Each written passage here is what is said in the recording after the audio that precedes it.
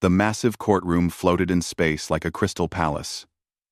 Its walls were made of some clear material that sparkled with inner light. Commander Sarah Chen stood in the center, her hands bound with energy shackles that glowed blue.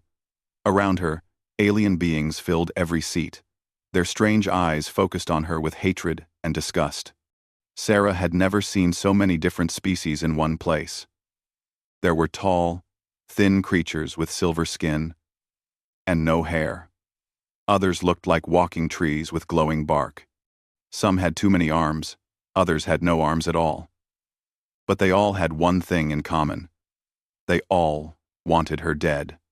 The judge sat high above everyone else. It was called Elder Keth Moore, and it looked ancient beyond measure. Its skin was like old leather, covered in scars that told stories of 1,000 battles.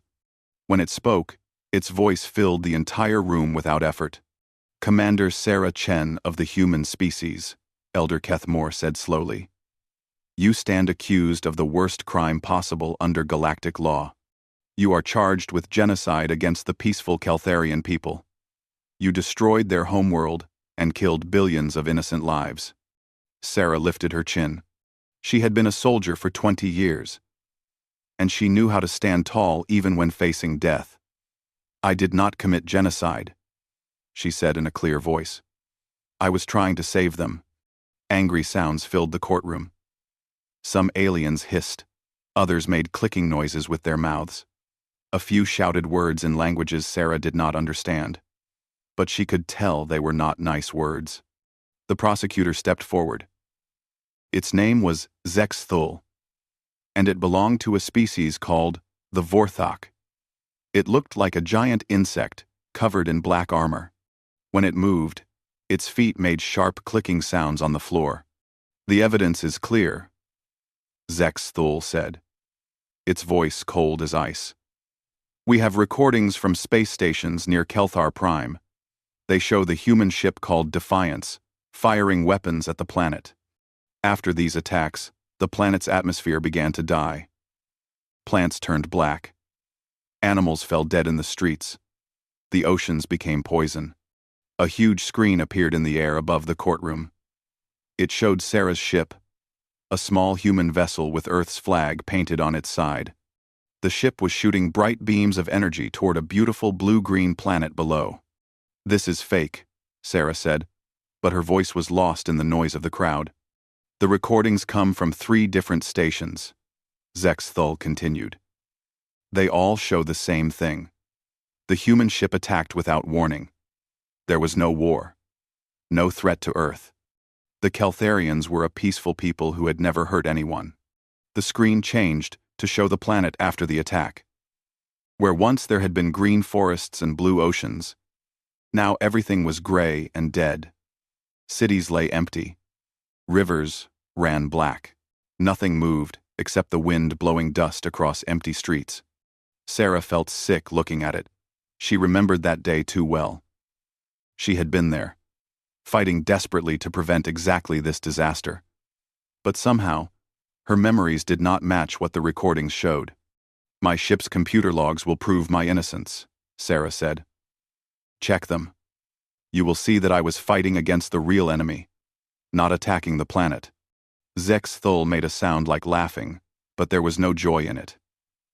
"Your ship's computer was damaged in the battle. The logs are corrupted and cannot be read. How convenient for you."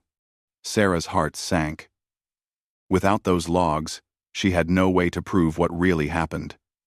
Her lawyer, a nervous little alien called Piptin, had already told her the case was hopeless. Piptin came from a species that was good with numbers but terrible at fighting. He did not understand war or soldiers or the choices people made when everything was falling apart. "The tribunal will now vote," Elder Keth Moore announced. "All those who find the accused guilty of genocide, make it known." One by one, the 7 judges raised their hands. Each one represented a different species, and each one had ruled over their people for hundreds of years. They were supposed to be wise and fair, but Sarah could see no mercy in their ancient faces. "The vote is unanimous," Elder Keth Moore said. Commander Sarah Chen, you are found guilty of genocide. The sentence is mind dissolution. Your consciousness will be completely erased. You will cease to exist in any form. The courtroom erupted in cheers. Aliens jumped from their seats and made victory noises. Some threw things at Sarah, though energy shields stopped them from hitting her. She stood perfectly still, refusing to show fear even though her heart was beating like a drum. Two guards moved toward her. They were tall and strong, with armor that covered their entire bodies. Sarah knew there was no point in fighting. Even if she could break free from the energy shackles, where could she run in the middle of space? But as the guards reached for her, something strange happened. In the center of the courtroom stood an old crystal column that Sarah had barely noticed before. It was tall as a person and covered in strange symbols that seemed to move when she looked at them. The crystal had been dark and lifeless during the entire trial. Now, it suddenly blazed with golden light. The light was so bright that everyone had to shield their eyes. The crystal made a sound like singing, but deeper than any voice Sarah had ever heard. The sound seemed to come from inside her own bones. Then the crystal spoke. The voice was not heard through ears but felt in the mind of every being in the courtroom. It was ancient and powerful, older than any civilization present. "Bearer of justice," the voice said. "Bearer of justice. This one carries the light of truth." Everyone froze. The guards stopped moving.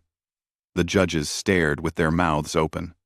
Even Zex Thul, who never showed emotion, took a step backward. Sarah felt the crystal's attention focus on her like a warm spotlight. For the first time since her arrest, she felt hope stirring in her chest. Something was about to change. The golden light from the crystal filled every corner of the courtroom. Sarah felt warmth spreading through her body, starting from her chest and flowing to her fingertips. The energy shackles around her wrists flickered and went dark, falling to the floor with a soft clatter. Elder Kethmore struggled to stand, his ancient legs shaking. Sarah had never heard of the Veltar, but she could feel the crystal calling to her. Each step toward it felt like coming home after a long journey. The other aliens in the courtroom pressed themselves against the walls, afraid to get too close to the blazing artifact. "What is this trickery?" Zex Thul demanded, but even his cold voice carried a note of fear. "The human has somehow activated this relic to save herself."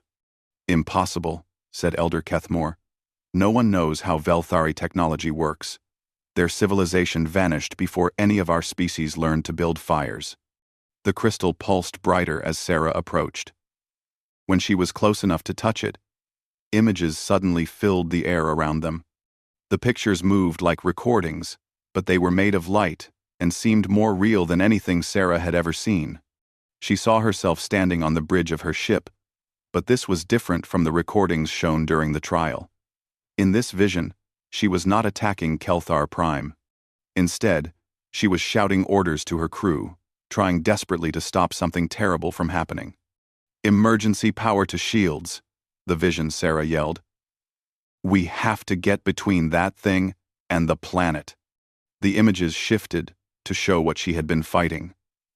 It was not another ship, but something that hurt to look at directly. It seemed to eat light and warmth wherever it touched. Space itself looked sick around it. "A shadow entity," breathed Elder Kethmore. "I thought they were myths." End quote. "What is a shadow entity?" Sarah asked. "Creatures from outside our reality," the old judge explained. "The legends say they feed on life itself, but they have not been seen for 40,000 years. The crystal showed more images. Sarah watched herself making an impossible choice. Her ship could escape and save her crew, but the planet below would die. Or she could stay and fight, knowing she would probably fail and lose everything. The vision Sarah chose to fight. Sarah watched her ship position itself between the shadow entity and Kelthar Prime. She saw her crew working frantically to boost their shields, while the creature attacked with weapons that seemed to bend reality itself. When her ship's shields failed, She ordered all power diverted to a desperate plan. Use the quantum core. Vision, Sarah commanded. Overload it and create a barrier around the planet. Captain, that will kill us all, her first officer replied. Better we die than 5 billion innocent people, she answered. The crystal showed what happened next. Sarah's ship exploded in a brilliant flash. But instead of destruction, the explosion created a protective field around Kelthar Prime. The shadow entity struck this field again and again, but could not break through. Finally, frustrated by its inability to feed, the creature retreated back into whatever dark dimension it came from. But the damage was already done. The shadow entity's attacks had poisoned Kelthar Prime's atmosphere. The planet was dying, just more slowly than it would have without Sarah's sacrifice. But how did she survive? Asked Judge Velandra, a tall alien with blue skin and silver eyes. The crystal answered by showing Sarah's ship reforming itself. Somehow, the quantum explosion had scattered her atoms and then pulled them back together. Her ship and crew were restored, but they were all unconscious and floating in space when rescue ships found them. The quantum field, Elder Kethmore said with wonder in his voice.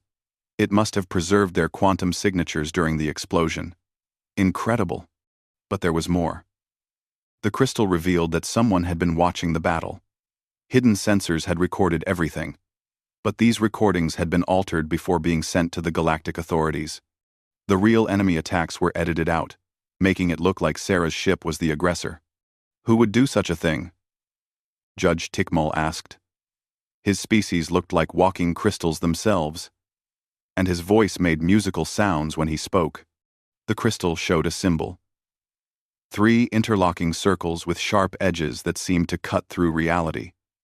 Even seeing the image made Sarah feel cold. The silence, Elder Kethmore said, and his voice was full of fear. But they were destroyed in the Void War. How can this be? What is the silence? Sarah asked. An ancient cult, the elder explained. They believed that existence itself was a mistake that needed to be corrected. They tried to unmake reality and rebuild it according to their twisted vision. The Velthari fought a war against them that lasted 10,000 years. And they lost? We thought so. The Velthari transcended physical existence to defeat them. Both civilizations vanished from the galaxy at the same time. We assumed they had destroyed each other. Duara, these partners. Everyone. These partners. Everyone.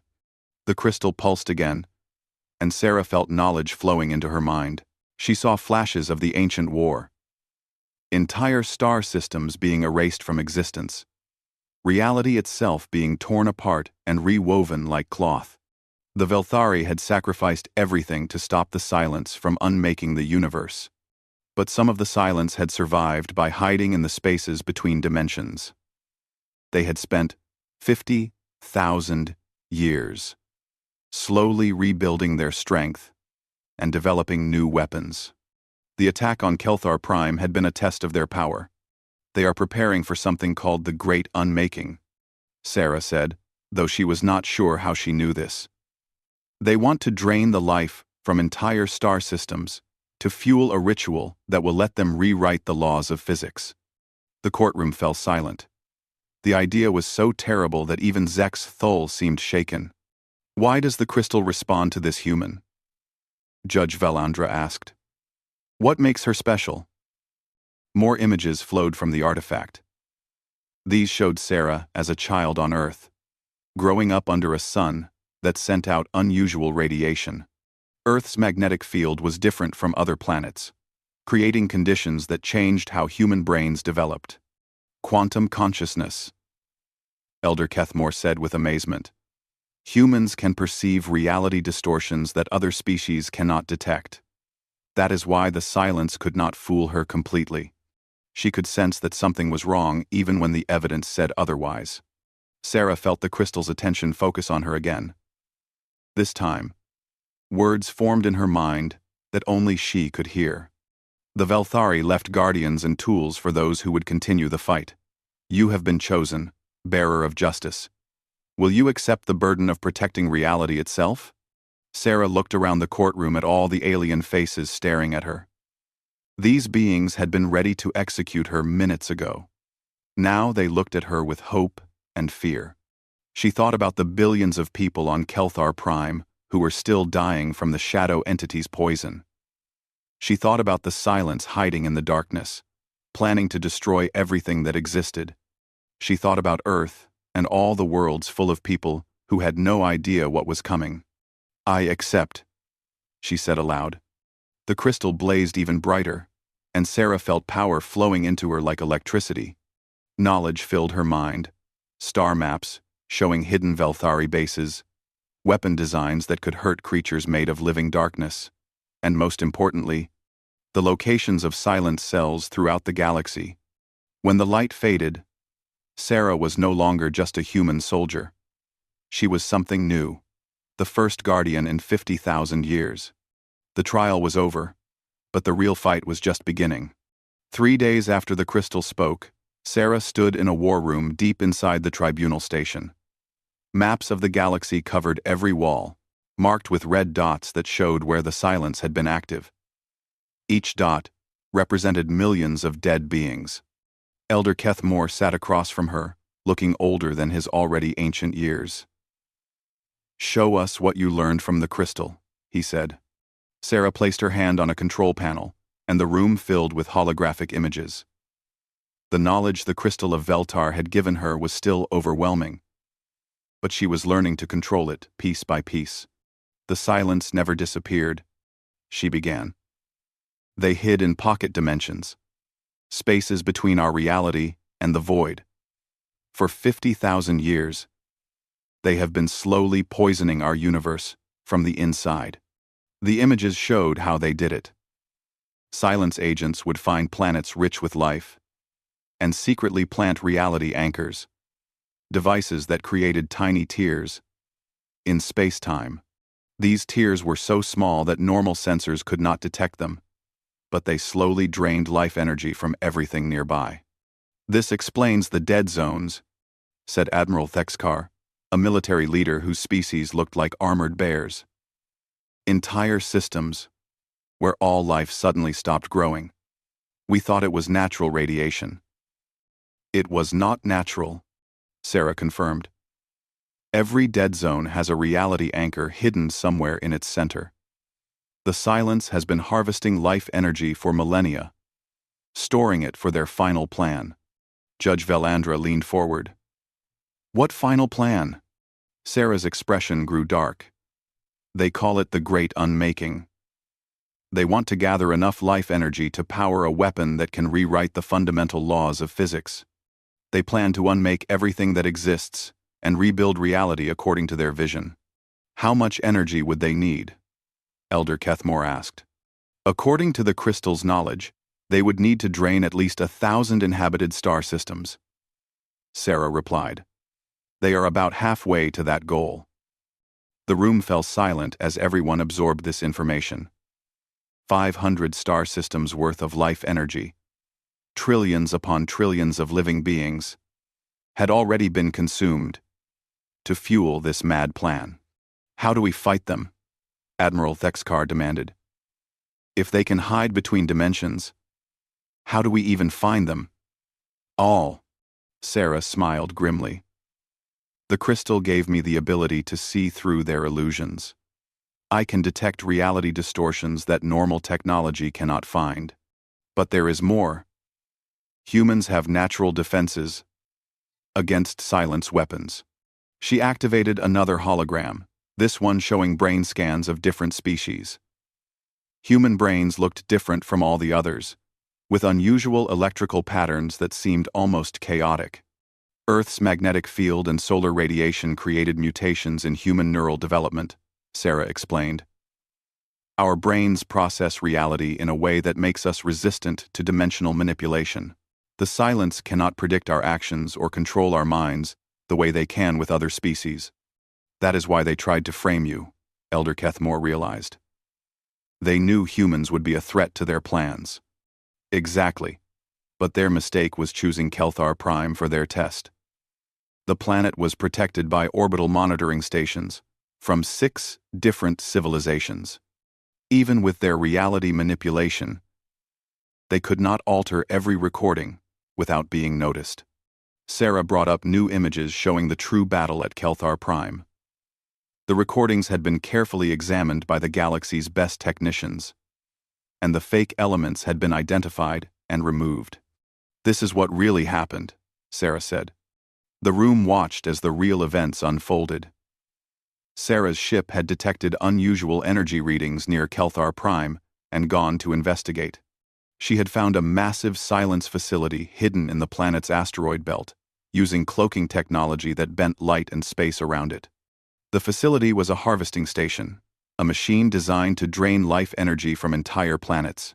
It had already begun feeding on Kelthar Prime when Sarah arrived. Her ship was completely outmatched, but she had attacked anyway, hoping to buy time for help to arrive. "Look at the weapons they used against her," Admiral Thexkar said with amazement. The silence facility fired beams that seemed to erase whatever they touched from existence. When they hit Sarah's shields, parts of her ship simply stopped being there. But somehow, her vessel kept fighting. "Human engineering," Sarah said with pride. "Our technology might not be as advanced as yours, but we build it to keep working even when everything goes wrong. Earth has a saying, if it is not broken, you are not trying hard enough." The real recordings showed Sarah's desperate plan. When her weapons proved useless against the harvesting station, she had overloaded her ship's quantum core and rammed it directly into the facility's main reactor. The explosion was visible from 3 star systems away. Both the harvesting station and Sarah's ship were completely destroyed, or so it seemed.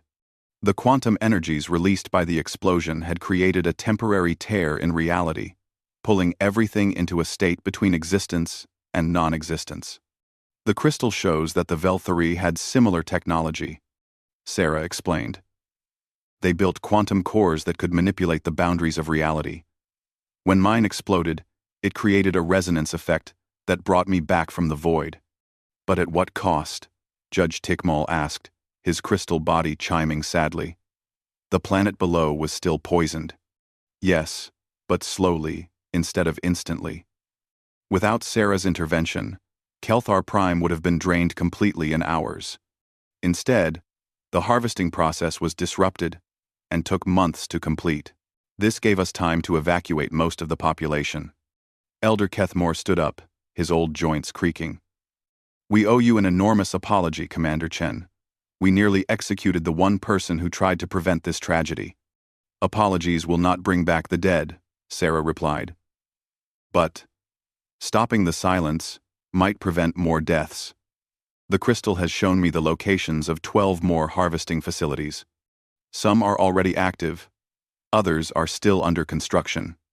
Admiral Thexkar slammed his massive fist on the table. "Then we attack them immediately."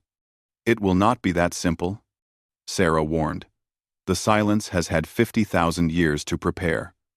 Their main base is hidden in a place where normal ships cannot go, protected by weapons that can tear apart entire fleets." She activated one final hologram, showing a structure that defied understanding.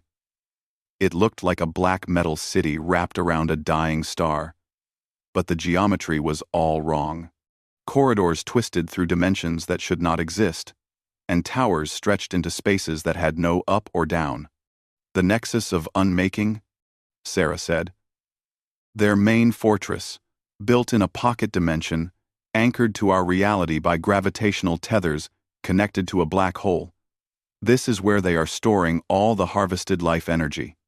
"How do we assault something like that?" Elder Kethmore asked. Sarah was quiet for a long moment. "I have been studying the tactical data the crystal gave me. There might be a way, but it would require the cooperation of every major civilization in the galaxy. And even then, the chances of success are very small." "Tell us," Admiral Thexkar demanded. "We would need to coordinate simultaneous attacks on all 12 harvesting facilities to prevent the silence from draining more energy. At the same time, a small force would have to penetrate the nexus and destroy their reality anchors from the inside." A suicide mission, Judge Velandra said quietly. Yes, Sarah agreed. The team that enters the Nexus will not come back. But if we succeed, we can sever the Silence's connection to our reality and trap them in the void forever. And if we fail? Elder Kethmore asked. Sarah looked around the room at all the alien faces. These beings had been strangers to her a week ago. Now, they were the closest thing to family she had left. If we fail, they complete the great unmaking. Reality ends, and something unspeakably evil takes its place. The weight of this knowledge settled over everyone in the room. The fate of existence itself depended on their next decisions. How long do we have? Admiral Thexkar asked. Sarah consulted the crystal's knowledge. According to their schedule, they plan to begin the great unmaking in 6 months. That gives us time to prepare, but not much. Then we had better get started, Elder Kethmore said. Commander Chen, you have gone from condemned criminal to the galaxy's greatest hope. What do you need from us? Sarah straightened her shoulders. Ships, soldiers, and the blessing of every civilization that wants to continue existing. We are going to war with creatures that can unmake reality itself. You will have whatever you need, the elder promised. As the meeting broke up and beings hurried away to begin preparations for the greatest battle in galactic history, Sarah remained behind with the crystal of Veltar. She could feel its ancient presence in her mind, offering strength and guidance. Was I chosen for this because I am human? She asked it silently. The crystal's response came not in words but in images. Billions of worlds full of life, love, hope, and dreams. All of it would be lost if the silence succeeded. Sarah understood. She had been chosen not because she was human, but because she was willing to fight for something bigger than herself. The crystal had simply given her the tools she needed. Now she had to learn to use them. 2 months had passed since the crystal awakened. Sarah stood on the observation deck of the massive battleship Harmony's Edge, watching as ships from dozens of civilizations gathered for the largest military operation in galactic history. The crystal of Veltar hung around her neck now, shrunk to the size of a pendant by Velthari technology she was still learning to understand. Through it, she could see things that others could not. The subtle distortions in space that marked silence activity. The hidden energy flows that connected their facilities. And most importantly, the growing tear in reality that threatened to swallow everything. The fleet is ready, Commander, Admiral Thexkar reported. His species had made him overall military commander, but everyone understood that Sarah was truly leading this mission. Sarah nodded, studying the tactical displays floating in the air around her. 12 strike forces, each targeting a different silence facility. It had taken months of planning and diplomacy to coordinate this effort. Ancient enemies had agreed to fight side by side. Resource-poor civilizations had contributed their last ships. Everyone understood what was at stake. What about the special team? Sarah asked. Admiral Thexkar's expression grew grim. They are ready as well. Volunteers from 20 different species, all trained to use the Velthari equipment you helped us understand. But Sarah, I know, she said quietly. The special team was the most important part of the plan. While the main fleets attacked the harvesting facilities, this small group would infiltrate the nexus of unmaking and plant quantum charges at key points throughout the structure. The explosions would sever the reality anchors holding the fortress in normal space, casting the silence into the void forever. But the quantum charges had to be activated manually from inside the nexus. There was no way to escape once the detonation sequence began. Commander Chen, incoming transmission from the Keltharian refugee fleet, reported Lieutenant Zeftel, a young officer whose blue skin marked her as one of the survivors of the planet Sarah had tried to save. Put them through, Sarah said. The holographic image of Captain Morandus appeared in front of her. The Keltharian looked tired and scarred, like all his people who had escaped their dying world, but his eyes burned with determination. Sarah Chen, he said, using her first name as his people always did when showing respect. My ships are in position. We are ready to fight alongside you. Sarah felt a knot in her throat. The Keltharians had lost their homeworld because of her failure to stop the Silence harvesting station in time. She had expected them to blame her, to demand justice for their suffering. Instead, they had volunteered to serve under her command. Captain, your people have already sacrificed enough, Sarah said. You do not have to do this. You are wrong, Morandus replied.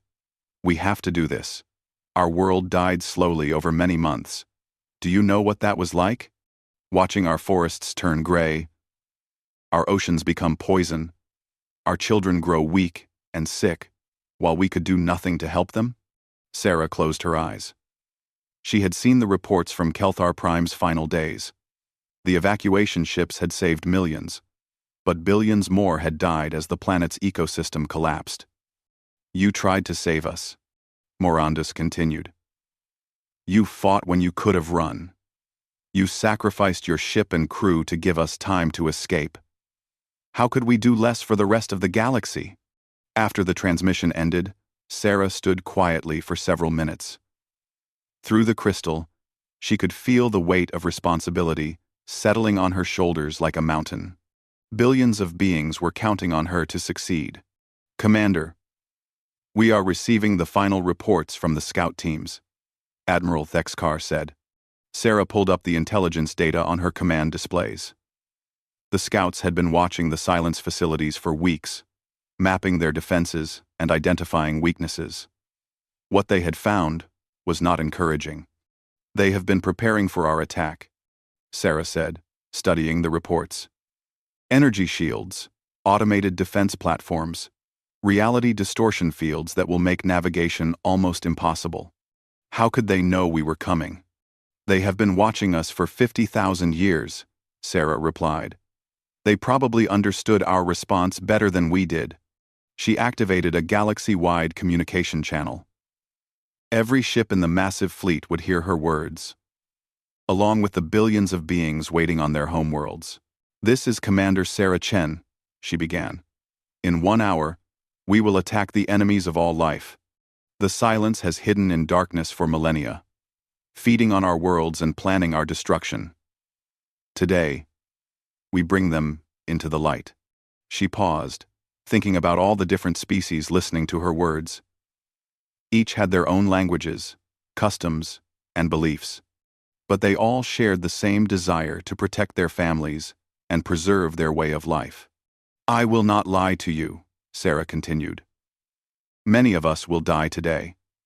The enemy has weapons that can erase matter from existence and technologies that twist reality itself. But we have something they do not understand. We have each other. Through the crystal, Sarah could sense the emotions of every being in the fleet. Fear, determination, love for those they were protecting, and something else. Hope. The Velthari left us tools and knowledge, but they could not leave us courage. That comes from within. They could not leave us unity, because that must be chosen freely. Today, dozens of species fight as one people. Today, we prove that existence itself is worth defending. Sarah closed the channel and turned to Admiral Thexkar. Begin the attack. Across the galaxy, 12 fleets jumped into hyperspace simultaneously. Sarah's ship led the assault on the primary target, the largest Silence facility, hidden in the gravitational shadow of a dying star. The battle began immediately. Silence defense platforms opened fire with weapons that bent space around their targets. Sarah watched entire ships fold in on themselves and disappear. But for every vessel destroyed, 2 more pressed forward. Their reality distortion fields are interfering with our targeting systems, reported the weapons officer. Switch to manual targeting, Sarah ordered. Human eyes can see through their illusions. This was another advantage her species brought to the fight. Human perception was chaotic enough that Silence technology could not predict or control it. Throughout the fleet, human gunners took over weapon systems and began scoring hits on targets that other species could not even see. "Sarah, I am reading massive energy buildup from the facility," Admiral Thexkar warned. "They are preparing to fire their harvesting weapon." Sarah felt the crystal pulse against her chest. Through it, she could see the facility's true structure. A twisted maze of machinery designed to drain life from entire star systems. If it fired at full power, it could kill everything in this sector of the galaxy. "All ships, emergency acceleration," Sarah commanded. "Get us inside their defensive perimeter before they can lock on." The fleet surged forward, racing against time. Silence fighters swarmed out to meet them, sleek black vessels that seemed to absorb light.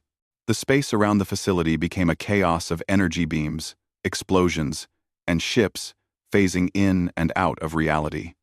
Sarah's ship broke through the outer defenses just as the harvesting weapon began to charge.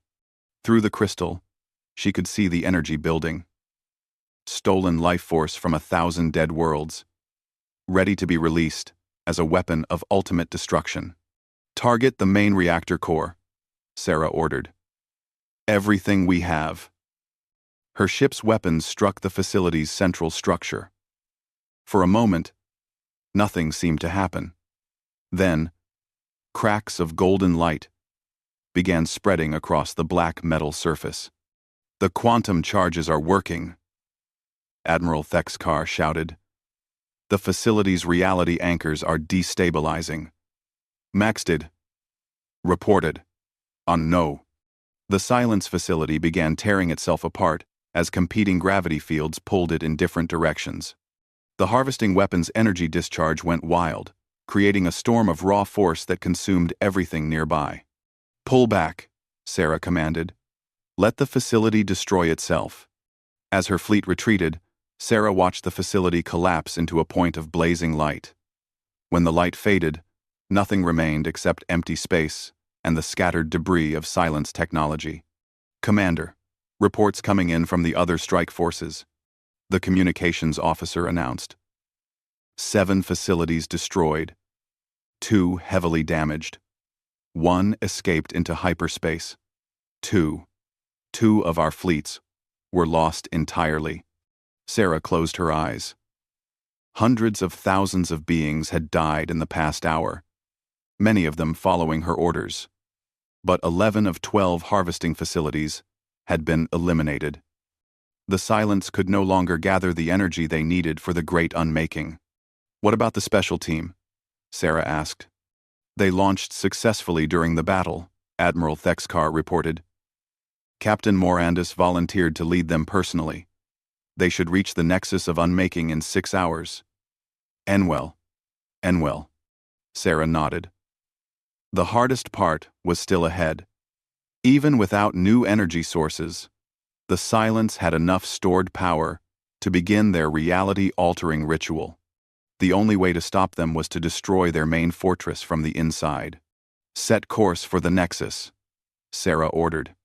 "We need to provide cover for the infiltration team." As her battered fleet jumped toward the final battle, Sarah touched the crystal at her throat. She could feel the ancient consciousness within it, offering strength and wisdom accumulated over millennia. "Am I doing the right thing?" she asked silently. The crystal's response came in the form of a vision. Countless worlds full of life and love and hope. All of them depending on the choices she made in the next few hours. Sarah understood. This was what it meant to be a bearer of justice. Not to judge others, but to protect those who could not protect themselves. Not to rule, but to serve something greater than any individual. The fate of reality itself rested in her hands, and she would not let it fall. The nexus of unmaking hung in space like a wound in reality itself. Sarah stared at the silence fortress through the viewports of her ship, trying to understand what her eyes were seeing. The structure defied every law of physics she knew. Towers twisted through impossible angles. Corridors folded back on themselves, and the entire fortress seemed to exist in several dimensions at once. "My sensors cannot make sense of it," Admiral Thexkar reported. "Every scan gives different readings. That is because it is not entirely in our reality." Sarah explained. The crystal of Veltar allowed her to see the fortress as it truly was, a cancer growing between dimensions, feeding on the life energy of dead worlds. Most of the structure exists in pocket spaces anchored to our universe by gravitational tethers. At the center of the fortress was a black hole, its event horizon twisted into unnatural shapes by silence technology. Streams of golden energy flowed from massive storage tanks into a ring of machinery surrounding the black hole. This was the reality engine, the weapon that would unmake existence itself.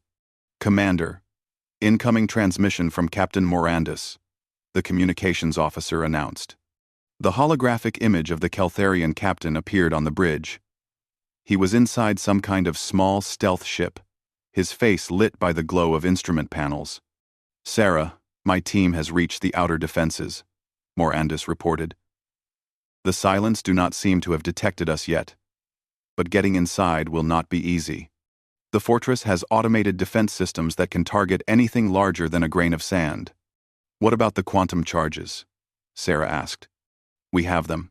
12 devices, each one capable of severing a reality anchor. But we will need to place them precisely at the dimensional junction points throughout the fortress." Sarah studied the tactical display showing the fortress layout. The junction points were scattered across dozens of different levels and dimensional spaces. Reaching all of them would require the team to split up and navigate areas where normal physics did not apply. "How long do you need?" she asked. "At least 2 hours to reach all the targets and plant the charges," Morandus replied. "But Sarah, we are detecting massive energy buildup from the reality engine. They have begun the great unmaking ritual." Through the crystal, Sarah could sense it too. Reality itself was beginning to weaken as the silence drained power from the black hole. Space around the fortress flickered like a broken display screen. If the ritual continued, it would create a cascade effect that would spread across the entire galaxy.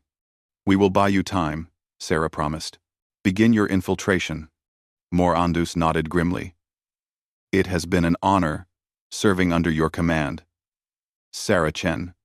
Take care of our people." The transmission ended, and Sarah turned to her crew. They had fought together through the battles at the harvesting facilities, and she trusted each of them with her life. "All ships, attack formation," she ordered. "We are going to assault that fortress." "Commander, our weapons cannot penetrate their reality shields," Admiral Thexkar protested. "We will be destroyed before we can do any damage." "We are not trying to destroy them," Sarah replied. "We just need to keep their attention focused on us instead of the infiltration team." Her fleet advanced toward the Nexus, and the fortress responded immediately. Defense platforms emerged from hidden spaces between dimensions, firing weapons that seemed to tear holes in space itself. Several ships disappeared entirely when the beams hit them, erased from existence as if they had never been built. "Evasive maneuvers," Sarah commanded. "Random patterns. Do not let them predict our movements." This was another advantage of human psychology. Most species thought in logical patterns that could be predicted by advanced computers. But humans could be genuinely random when they needed to be, making decisions that made no logical sense but somehow worked anyway. The battle became a deadly dance around the fortress. Sarah's ships darted in and out of the defensive grid, firing at targets they could barely see, while avoiding weapons that could unmake matter itself. They were badly outgunned, but they were achieving their goal. Every silence defense platform focused on the attacking fleet was one less weapon scanning for infiltrators. "Commander, I am reading energy surges throughout the fortress," the science officer reported. "The reality engine is approaching critical activation levels." Through the crystal, Sarah could see what was happening inside the fortress. The silence had gathered in a vast chamber at the heart of the structure, chanting in voices that hurt to hear. Their leader, a being that called itself the Unmade, stood before a console that controlled the reality engine. The Unmade had once been one of the Velthari, but it had rejected transcendence and chosen a different path. Over 50,000 years, It had transformed itself into something that existed partially outside reality, making it nearly impossible to kill or contain. All existence is chaos, the Unmade was saying to its followers. All life is suffering. We will correct this mistake and rebuild the universe according to perfect order. Sarah felt sick listening to its words. The silence did not want to rule reality. They wanted to replace it with something cold and dead, where nothing could change or grow or dream. "Sarah, this is Morandus," came a whispered transmission. "We have planted 8 charges successfully, but the remaining 4 targets are heavily guarded. We are going to have to fight our way through." "Mamane, do what you must," Sarah replied. "We will keep them distracted." She ordered her fleet to press closer to the fortress, accepting heavier casualties to draw more defenders away from the interior. Ship after ship was destroyed by silence weapons, but the survivors kept fighting. They all knew what would happen if they failed. "Commander, massive energy discharge from the reality engine," the science officer shouted. "They are beginning the unmaking sequence." Sarah felt it through the crystal. A wave of wrongness spreading out from the fortress. Where it passed, the laws of physics began to change. Stars flickered and went out. Planets crumbled into dust. Space itself started to unravel like a damaged tapestry. But then something unexpected happened. The wave of destruction slowed and began to weaken. Through the crystal, Sarah saw what was causing this. The quantum charges Morandus had planted were already affecting the fortress's reality anchors, disrupting the unmaking process.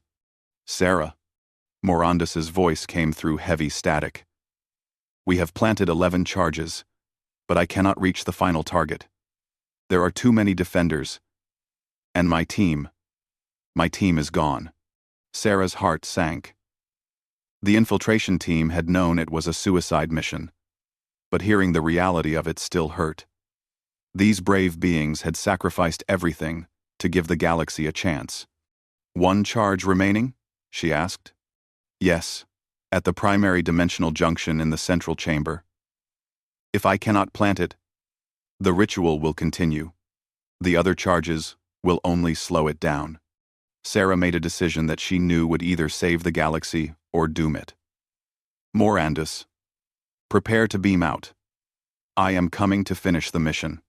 "Sarah, no. You cannot leave your fleet." "Admiral Thexkar can command the fleet," Sarah said, "but I am the only one who can navigate the fortress interior. The crystal will guide me." Before anyone could stop her, Sarah transported directly into the heart of the nexus of unmaking. She materialized in a corridor that existed in several dimensions at once, her head spinning from the disorientation. Normal beings would go mad trying to perceive such a place, but the crystal helped her mind process the impossible geometry. She ran through passages that twisted through folded space, following the crystal's guidance toward the central chamber. Silence guards tried to stop her, but their weapons were designed to affect beings that existed in normal reality. Sarah, enhanced by Velthari technology, could phase between dimensions just enough to avoid their attacks. Finally, she reached the central chamber. The Unmade stood at the center of a vast room, its form shifting between states of existence. Around it, the surviving silence cultists chanted, while the reality engine tore holes in the fabric of space-time. "The bearer of justice," the Unmade said without turning around. "You are too late. The great unmaking has begun. Soon all chaos will be replaced with perfect order." "Your perfect order is death," Sarah replied, pulling out the final quantum charge. "Life is supposed to be chaotic. That is what makes it beautiful." The Unmade turned to face her, and Sarah saw what it had become. Where once there had been a face, now there was only emptiness. A void that hurt to look at directly. "Beauty is an illusion," it said. "Love is weakness. Hope is delusion. We will remake existence without these flaws." "Those are not flaws," Sarah said, advancing toward the dimensional junction point. "Those are the things that make existence worth having." The Unmade raised its hand, and reality twisted around Sarah like a crushing fist. But the crystal of Veltar protected her, creating a bubble of stable space-time that let her continue moving forward. "You cannot stop what has already begun," the Unmade declared. "The universe will be purified, starting with this galaxy and spreading to all others." Sarah reached the dimensional junction and placed the quantum charge against the pulsing node of energy that anchored the fortress to normal space.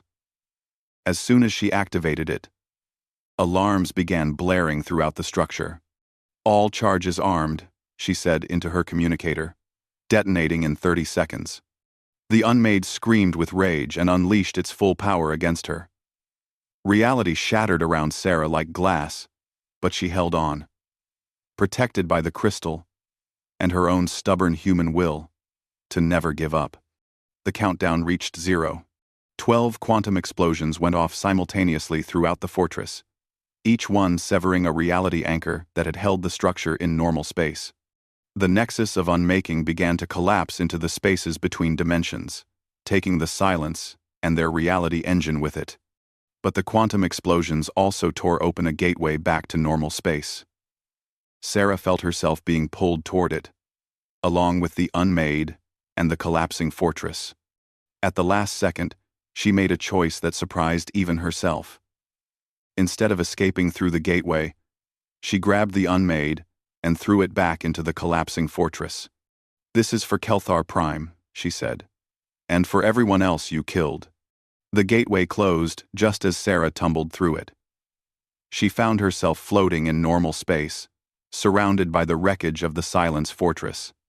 The reality engine was gone, its unmaking wave collapsing back on itself and restoring the damaged areas of space-time. "Sarah." Admiral Thexkar's voice came through her communicator. "Are you all right?" "Sarah, are you all right?" "I am alive," she replied, though she felt like she had been turned inside out and put back together wrong. "What is the status of the galaxy?" 1, 1, 1. The unmaking wave has stopped. Reality is stabilizing. The silence threat has been eliminated. Sarah floated in space for a while, watching as rescue ships moved through the debris field. So many had died to reach this moment. Her original crew, Morandus and his team, hundreds of thousands of beings from the fleet battles. But their sacrifice had saved trillions of others. The crystal of Veltar pulsed gently against her chest, and Sarah felt the ancient consciousness within it speak to her one last time. "The burden is lifted, bearer of justice. You have proven worthy of the trust placed in you." "What happens now?" Sarah asked. The crystal showed her visions of the future. Humans taking their place among the galactic civilizations, new Guardian technologies being developed to protect against future threats, and most importantly, billions of beings living free from the shadow of the silence. "Now you teach others to carry the light," the crystal replied. "The Velthari transcended. Because their work was done, yours is just beginning." As Sarah was rescued and brought aboard Admiral Thexkar's flagship, she looked back at the empty space where the nexus of unmaking had been. The greatest threat the galaxy had ever faced was gone, destroyed by the combined courage of dozens of species working together. But she knew that new threats would eventually arise. When they did, the galaxy would be ready. Humans would make sure of it. The trial that had nearly ended her life had instead transformed her into something new. Not just a guardian, but a teacher who would help others understand that justice was not about punishment or revenge.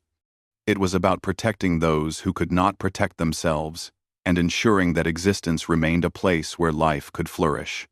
Commander Sarah Chen, bearer of justice, smiled as she watched the stars. The real work was just beginning.